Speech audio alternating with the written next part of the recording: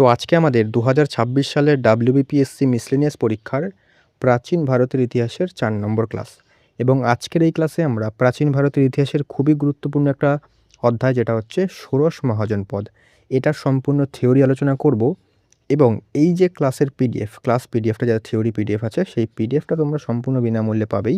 তার পাশাপাশি তোমরা কিন্তু এই টপিকটার প্র্যাকটিস করার জন্য ফ্রি এমসিকিউ প্র্যাকটিস শিটও কিন্তু একটা পাবে, এবং যেটা কিন্তু সম্পূর্ণ প্রিন্টেবল। ওকে, তো এই যে এই দুটো পিডিএফ পেতে গেলে অবশ্যই তোমাদের সম্পূর্ণ ক্লাসটা করতে হবে এবং অবশ্যই চ্যানেলটাকে সাবস্ক্রাইব করতে হবে। তাহলে জানতে পারবে যে পিডিএফটা তোমরা কী করে এই দুটো পিডিএফ কী করে কালেক্ট করতে পারবে।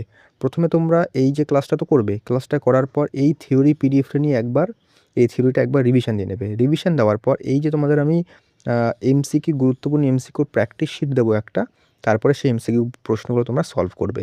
তাহলে পুরো চ্যাপ্টারটা তোমাদের একদম প্র্যাকটিস এবং রিভিশন দুটোই হয়ে যাবে। বাকি তোমরা এই থিওরিটা দিয়ে পরবর্তীকালে যখন রিভিশন দেবে তখন রিভিশনও করতে পারবে। পরিষ্কার? আর যারা ক্লাসে নতুন তাদের বলে দিই, আমরা কিন্তু অলরেডি তোমাদের প্রাচীন ভারতের ইতিহাসের 3টে ক্লাস দিয়েছি। তোমরা সেই 3টে ক্লাসও দেখে আসো। তার লিঙ্ক ডেসক্রিপশনে অথবা চ্যানেলের প্লেলিস্টে গেলে সেখানে কিন্তু মিসলেনিয়াস বলে একটা ফোল্ডার আছে, সেখানে কিন্তু সমস্ত ক্লাস পরপর দেখতে পারবে। তাছাড়া পলিটিরও কিন্তু আমি ক্লাস করিয়ে দিয়েছি, সেই পলিটির ক্লাসগুলো দেখতে পারো। ঠিক আছে? তো আজকে আস্তে আস্তে আমরা কিন্তু সমস্ত ক্লাস করিয়ে দেবো। বাকি যারা পঞ্চায়েত পরীক্ষার জন্য প্রস্তুতি নিচ্ছ, তোমাদের জন্য কিন্তু ক্লাস দিয়েছি, তো সেই ক্লাসগুলো তোমরা দেখে নিতে পারো। তো যাই হোক, শুরু করছি আজকের ক্লাস। তোমরা চাইলে কিন্তু এই যেগুলো আমি বলবো, মানে থিওরি ক্লাসটা, সেগুলো তোমরা খাতায় নোটস করে নিতে পারো। খাতায় নোটস করে নিলে তোমাদের সুবিধা হবে। যাই হোক, যারা চাচ্ছ পরে নোটস করবে, তারাও কিন্তু পরে পিডিএফ দেখে নোটস করে নিতে পারবে। ঠিক আছে? তো শুরু করছি আজকের ক্লাস। দেখো, একদম টু দ্য পয়েন্ট আলোচনা হবে। কোনো রকমের কিন্তু মানে বেশি যেগুলো পরীক্ষায় আসার সম্ভাবনা, সেগুলো কিন্তু আলোচনা হবে। দেখো, প্রথমে ষোড়শ মহাজনপদ, খ্রিস্টপূর্ব 6ষ্ঠ শতকে। এটাও কিন্তু দেখে রাখবে যে সময়কালটা কিন্তু দিতে পারে পরীক্ষায়। কত শতক? 6ষ্ঠ শতক, মানে 6th সেঞ্চুরি বিসি। উত্তর ভারতে লোহার ব্যাপক ব্যবহারের ফলে কৃষি ও অর্থনীতির অভূতপূর্ব উন্নতি ঘটে। এর ফলে ছোট ছোট উপজাতীয় রাজ্য বা জনপদগুলো অবলুপ্ত হয়ে 16টি বড় বড় শক্তিশালী আঞ্চলিক রাষ্ট্রে পরিণত হয়। এগুলোকে ইতিহাসে একত্রে ষোড়শ মহাজনপদ বলা হয়। সংজ্ঞা তো দেবেই না অবশ্যই, তবে তাও জেনে রাখো। সময়কালটা ভালো করে দেখবে। সময়কাল কত ছিল? খ্রিস্টপূর্ব 600 অব্দ থেকে খ্রিস্টপূর্ব 300 অব্দ পর্যন্ত কিন্তু সময়কাল ছিল। দ্বিতীয় নগরায়ন, এর বৈশিষ্ট্যগুলো দেখো। সিন্ধু সভ্যতার পর এই যুগেই ভারতে আবার বড় বড় শহর গড়ে ওঠে, তাই একে ভারতের দ্বিতীয় নগরায়ন বলা হয়। ঠিক আছে? উৎস, এই যে ষোড়শ মহাজন পদের কথা আমরা কোথা থেকে জানতে পারি? তার তো কিছু উৎস আছে। তো এই উৎসটা কিন্তু পরীক্ষায় দেয়। এগুলো আমরা কোথা থেকে জানতে পারি? এগুলো আমরা প্রধানত 2টি ধর্মীয় গ্রন্থ থেকে জানতে পারি। কি? একটা চঙ্গুত্তর নিকায়, যেটা একটি বিখ্যাত বৌদ্ধ গ্রন্থ, আর সর্বোচ্চ কিন্তু নির্ভরযোগ্য উৎস। আরেকটা আছে, যেটা হচ্ছে ভগবতী সূত্রের একটা বিখ্যাত জৈন গ্রন্থ। তো আমরা কোন কোন দুটো উৎস থেকে জানতে পারি আমরা ষোড়শ মহাজনপদের কথা? একটা হচ্ছে অঙ্গুত্তর নিকায়, যেটা একটা বৌদ্ধ গ্রন্থ, এবং ভগবতী সূত্র, যেটা হচ্ছে জৈন গ্রন্থ। তো এই দুটো উৎস কিন্তু খুব গুরুত্বপূর্ণ, পরীক্ষায় দিতে পারে। অবস্থান দেখো, মানে কোথায় ছিল মেনলি ষোড়শ মহাজনপদ। এই 16টি মহাজনপদের মধ্যে 15টি ছিল নর্মদা নদীর উত্তর দিকে, এবং মাত্র একটি, যেটা কিন্তু ছিল দক্ষিণ ভারতে। দেখো, 15টা ছিল উত্তর দিকে, এইখানে ধর ভারতের ম্যাপ ধরো এটা, তো এটা ছিল উত্তর দিকে এদিকে, আর একটা মাত্র কিন্তু নর্মদা নদীর দক্ষিণে, মানে দক্ষিণে ছিল। ঠিক আছে? এবার দেখো, বিভাজন দেখে নাও। দেখো, রাজতান্ত্রিক, এখানে কিন্তু দু ধরনের ব্যবস্থা ছিল, সমাজের শাসন কাঠামো দু ধরনের ব্যবস্থা ছিল। কী কী দেখে তোমাদের বলে দিচ্ছি। যেখানে বংশানুক্রমিক রাজা শাসন চলতো, 16টির মধ্যে 14টি মহাজন পদ ছিল রাজতান্ত্রিক। ঠিক আছে? রাজতান্ত্রিক ছিল কটা? 14টা। যেমন মগধ, কোশল, বৎস, অবন্তী। বাকি যেগুলো ছিল সেগুলো কিন্তু, মানে দুটো যেগুলো ছিল সেটা ছিল প্রজাতান্ত্রিক বা অরাজতান্ত্রিক, মানে রিপাবলিকান ছিল। এটা কোন কোন দুটো ছিল? এক সেকেন্ড, হ্যাঁ, এখানে হচ্ছে ব্রিজি বা বজ্জি, এই যে দুটো ছিল ব্রিজি বা মল্ল, এইগুলো কিন্তু ছিল আমাদের প্রজাতান্ত্রিক। বাকি যেগুলো ছিল সেগুলো ছিল কিন্তু রাজতান্ত্রিক। মানে 14টা ছিল রাজতান্ত্রিক এবং দুটো ছিল প্রজাতান্ত্রিক। দুটো কি ছিল? একটা হচ্ছে ব্রিজি, একটা হচ্ছে মল্ল। ব্রিজির রাজধানী কোথায় ছিল? রাজধানী ছিল বৈশালী ছিল, এবং এর প্রথম প্রজাতন্ত্র ছিল, এবং মল্ল ছিল রাজধানী কোথায়? কুশীনগর ও পাবা। ঠিক আছে? তো এগুলোর রাজধানী তো আমি পরে টেবিল দিয়েছি, সেখান থেকে তোমাদের বলবো। বাকি এগুলো কিন্তু জেনে রাখো অবশ্যই। এটা হলো, এক সেকেন্ড, যেটা হলো এই যে দক্ষিণ ভারতে একটা কী আছে, দক্ষিণ ভারতে একটাই কিন্তু অবস্থান করে, সেটা হচ্ছে কী বলো তো, সেটা হচ্ছে অসমক। অসমক হচ্ছে দক্ষিণ ভারতে, এটা মাথায় রাখবে। তারপরে দেখো এবার হচ্ছে আমাদের মেনলি দেখো ওখান থেকে পরীক্ষায় দেখো এই যে মহাজন পদের পরীক্ষা থেকে এতগুলো আমি যে দিয়েছি, এই যে মহাজন পদের নাম 16টা, তারপরে রাজধানী, বর্তমান কোথায় অবস্থান, তারপরে কিছু গুরুত্বপূর্ণ বৈশিষ্ট্য, মেনলি এখান থেকে পরীক্ষা কী আসে বলো তো, মেনলি আসে হচ্ছে এদের রাজধানী।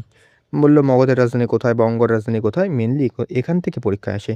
এই যে বর্তমানে কোথায় রয়েছে এখান থেকে, মানে একদম যদি প্রশ্ন অনেক স্ট্যান্ডার্ড হয় বা একটু যদি ডেপথে জিজ্ঞেস করতে যায় তাহলেই কিন্তু এই যে বর্তমান ভৌগোলিক অবস্থান এখান থেকে দেবে, বাকি না হলে কিন্তু রাজধানী থেকেই প্রশ্ন দেবে। ঠিক আছে, রাজধানীগুলি একবার তোমাদের বলে দিই। এগুলো দেখো মানে আমি যে ক্লাসটা করানোর পর এগুলো পুরো মাথায় গেঁথে যাবে যে এই রাজধানীগুলো, সেটা কিন্তু নয়। এগুলো কিন্তু তোমাদের বারবার করে রিভিশন দিতে হবে, তাহলেই কিন্তু এগুলো হবে। ঠিক আছে, দেখো বৈশিষ্ট্যগুলো কিন্তু তোমরা নিজেরা দেখে নেবে, বাকি আমি এগুলো বলে দিচ্ছি, পিডিএফ থেকে বৈশিষ্ট্যগুলো তোমরা নিজেরাই দেখে নেবে। এখানে বৈশিষ্ট্য থেকে কিন্তু অত পরীক্ষায় দেবে না। ঠিক আছে, দু একটা দেবে, আমি সেগুলো বলে দিচ্ছি। দেখো মগধের রাজধানী কি, রাজগৃহ, গিরিব্রজ, পরে কিন্তু সেটা পাটলিপুত্র হয়। অঙ্গের রাজধানী কি, চম্পা, এটা পরীক্ষায় বেশিরভাগ দেয় মগধ এবং অঙ্গ। কাশীর হচ্ছে বারাণসী। কোশলের হচ্ছে শ্রাবস্তী, অযোধ্যা। বৃজ্জি বা বুজ্জি হচ্ছে বৈশালী। মল্লের হচ্ছে কুশীনগর এবং পাভা। বৎস বংশের হচ্ছে কৌশাম্বী এবং এক সেকেন্ড কুরুর হচ্ছে ইন্দ্রপ্রস্থ, বা একটা আছে বলো তো কি, একটা হচ্ছে তোমার হস্তিনাপুর। ঠিক আছে, এটা মাথায় রাখবে। বাকি যেটা বললাম তোমাদের যে এই যে প্রজাতান্ত্রিক রাষ্ট্র ছিল কে, ব্রিজ এবং মল্ল, দুটো কিন্তু প্রজাতান্ত্রিক, বাকিগুলো ছিল কিন্তু রাজতান্ত্রিক। ঠিক আছে, তারপরে দেখো এই যে লিচ্ছবি বংশের রাজধানী ছিল এই বৈশালী, এগুলো দেখে রাখবে। মানে এই যে জিনিসগুলো আছে এগুলো কিন্তু তোমরা নিজেরা দেখবে। ঠিক আছে, বাকি তোমরা তো বলে দিলাম, এগুলো কিন্তু তোমাদের নিজেরা একটুখানি পিডিএফটা দিয়ে পড়ে নেবে। ওকে, দেখো পাঞ্চালে ছিল যে দুটো পাঞ্চাল, একটা হচ্ছে উত্তর পাঞ্চাল, একটা দক্ষিণ পাঞ্চাল। উত্তর পাঞ্চালে ছিল যে অহিচ্ছত্র এবং দক্ষিণ পাঞ্চালের হচ্ছে কাম্পিল্য। ঠিক আছে, মৎস্য ছিল বিরাটনগর। সুরসেনের ছিল মথুরা। চেদির ছিল কোথায়, শুক্তিমতী, সতীবতী। উত্তর অবন্তীর হচ্ছে উজ্জয়িনী, দক্ষিণ অবন্তীর হচ্ছে মহিষ্মতি। এটা মেনলি এটাই হবে, কিন্তু উজ্জয়িনীটাই লিখবে। অসমকে ছিল পাটালি বা পোদন, এটা হচ্ছে দক্ষিণ ভারতের একমাত্র মহাজনপদ, যেটা তোমাদের বললাম। গান্ধার, তক্ষশিলা, কম্বোজ, রাজপুর বা হাটক।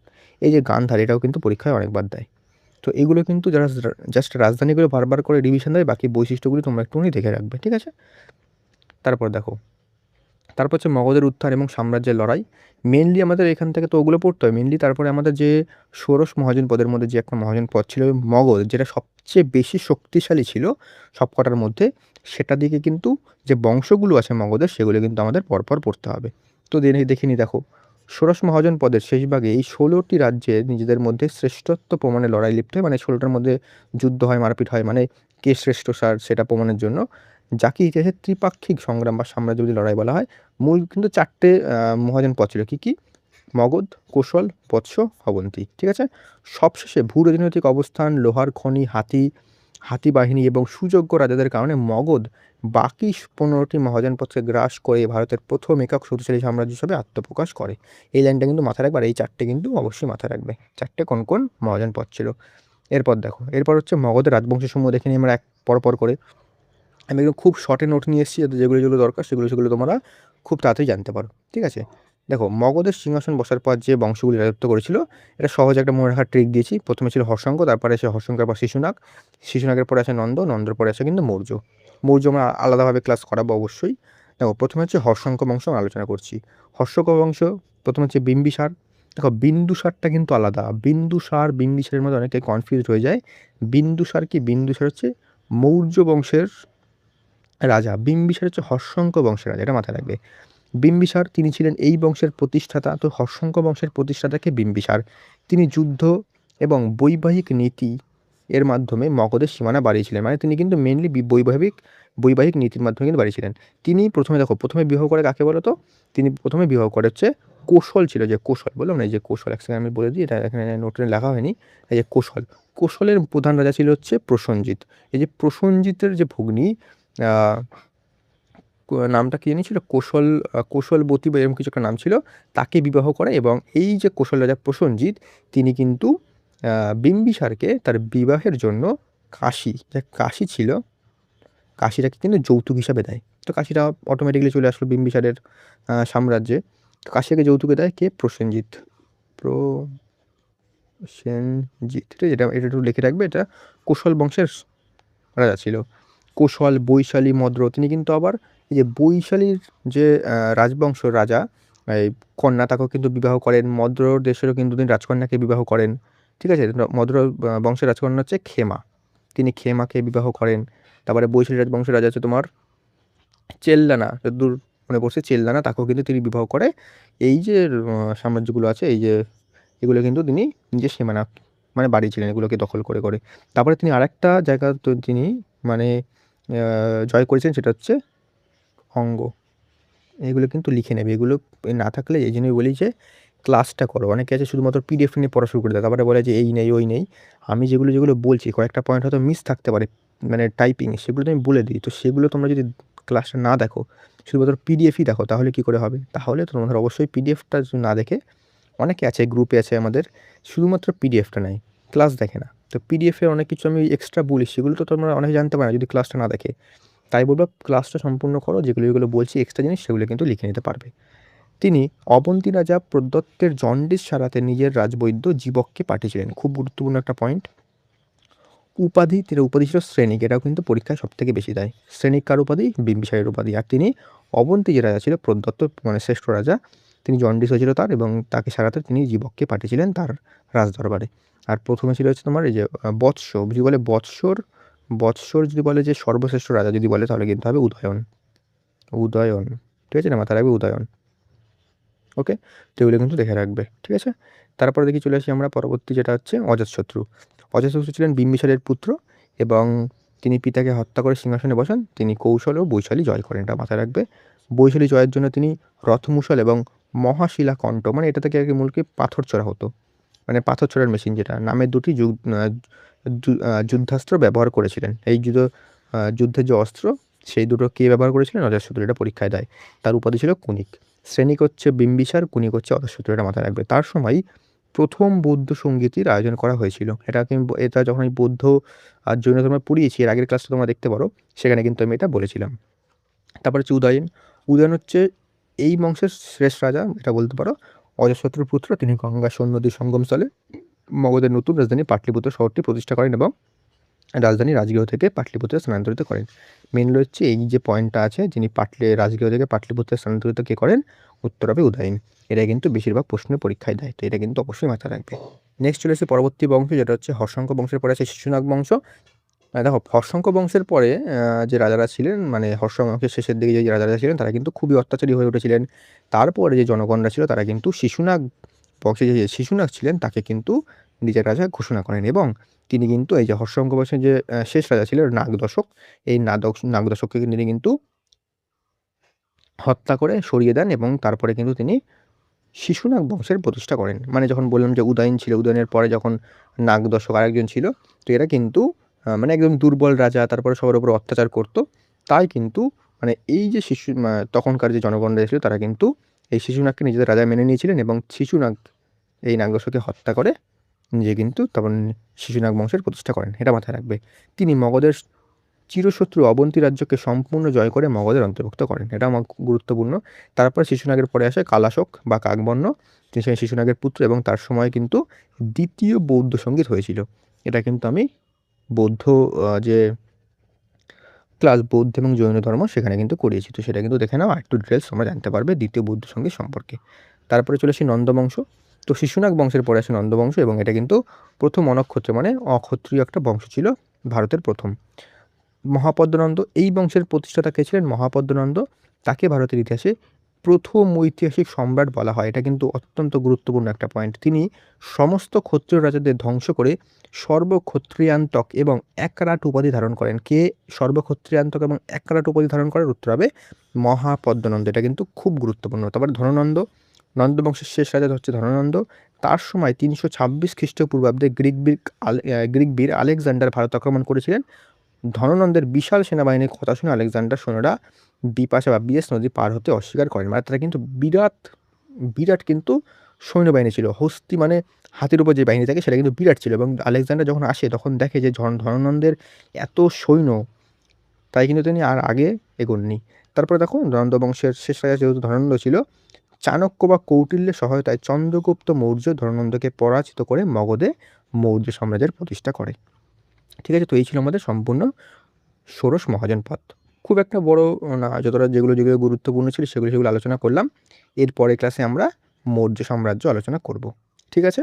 আর আমাদের কিন্তু অবশ্যই তোমরা ডিজিটাল নোটসগুলো নিতে পারো।